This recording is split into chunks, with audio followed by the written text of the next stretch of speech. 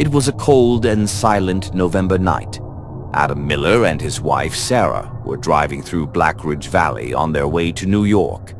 The road was surrounded by dense forest with no streetlights. The radio was off. Their phones showed no signal. Adam glanced at the eerie darkness and said, "This place, it feels strange, too quiet." Sarah looked out the window and whispered, "Something's not right here." Suddenly, a body fell in front of the car. Adam hit the brakes hard. The car screeched and came to a stop.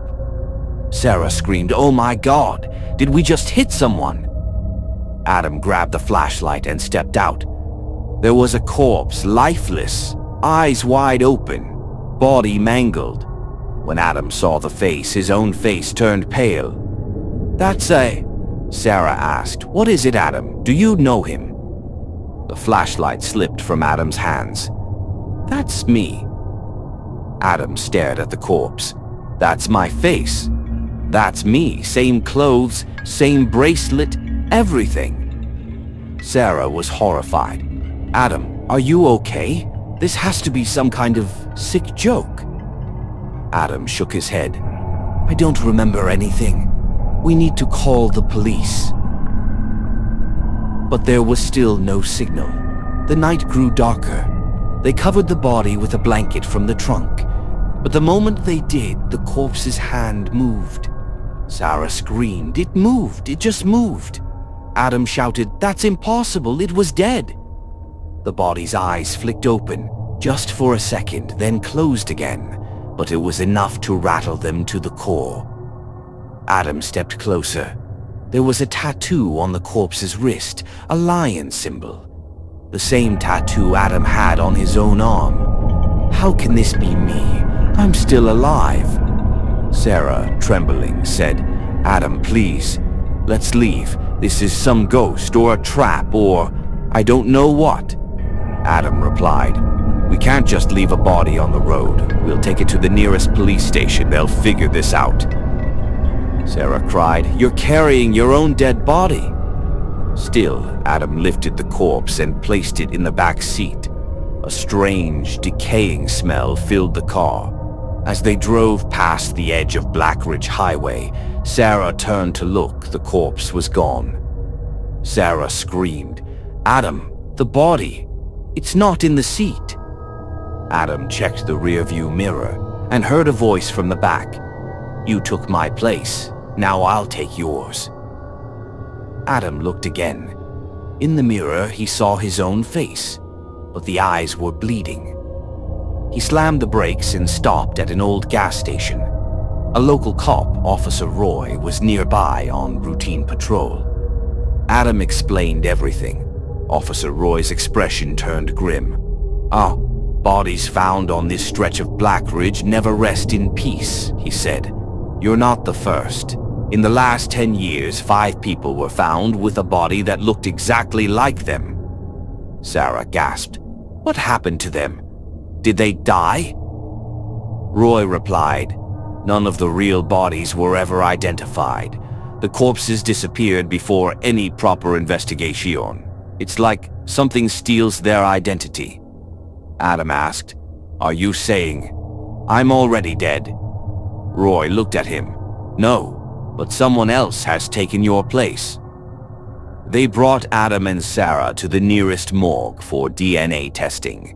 Dr. Helen Griggs collected samples from both Adam and the corpse. The results shocked everyone. Corpse DNA, Adam Miller. Living Adam's DNA, unknown entity. Sarah whispered. "Then, who are you?" Adam screamed. "I am Adam. I remember everything. Our wedding, your favorite mug, the necklace you designed." Sarah looked terrified. The details were too personal. Only the real Adam would know them. "But the DNA," Dr. Helen said, "you have no match in any national database. Biologically, you don't exist, but your body is Adam's."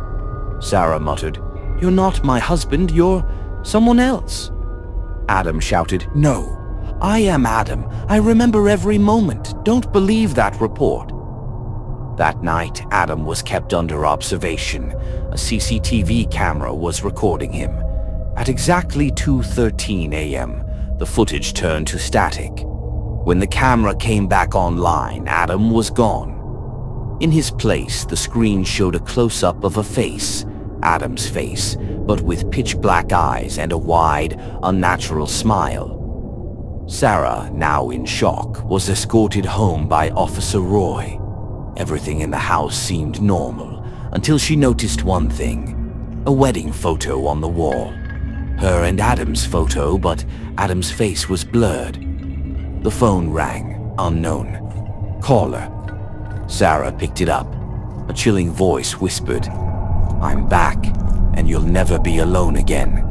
She screamed and hung up. She tried to run outside, but the front door was locked. Panicking, she ran upstairs and hid in the bedroom. Heavy footsteps echoed from below, slowly climbing the stairs. Then they stopped outside the door. Knock, knock, knock. Sarah whispered, "Well, who is it?" A voice, just like Adam's, replied, "It's me, let me in." She didn't open the door. She ran to hide inside the closet. But as she opened the door, Adam was already inside. Only it wasn't him. His face distorted, his eyes pitch black, his voice metallic. "I'm your husband now, and I'll never leave." Sarah screamed. The lights went out. Darkness.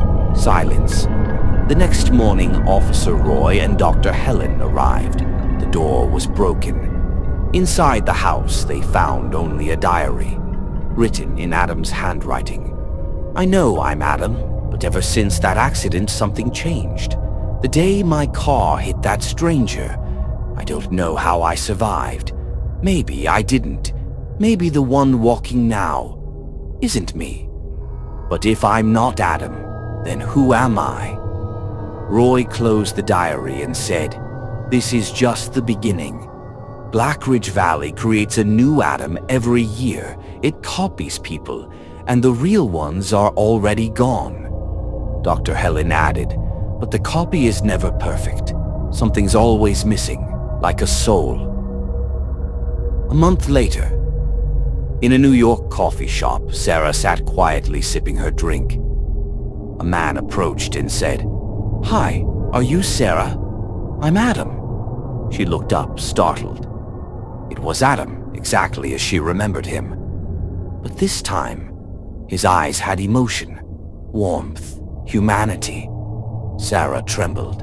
How are you alive?"